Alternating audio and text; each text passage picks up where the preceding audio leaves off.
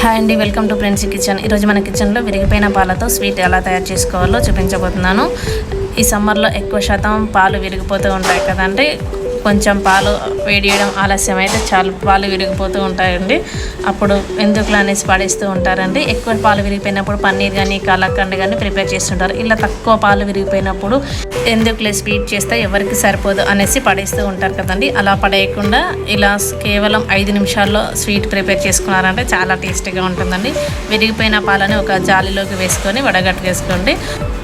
వడగట్టుకొని మనం ఏ గిన్నెలో అయితే పాలు వేడి చేస్తామో అదే గిన్నెలోకి వేసేసుకొని స్వీట్కి తగినంత పంచదార వేసేసుకొని కొంచెం ఇలాచి పౌడర్ వేసేసుకొని గ్యాస్ లో ఫ్లేమ్ పెట్టి దగ్గర అయ్యేంత వరకు ఉడికించుకోండి. ఇలా దగ్గర పడగానే తీసి వేరే ఒక ప్లేట్లోకి వేసేసుకోండి. అంతేనండి, స్వీట్ రెడీ. చాలా టేస్టీగా ఉంటుందండి. మీరు కూడా ట్రై చేయండి.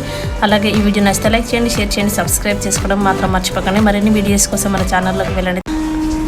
హాయ్ అండి, వెల్కమ్ టు ఫ్రెండ్స్ కిచెన్. ఈరోజు మన కిచెన్లో విరిగిపోయిన పాల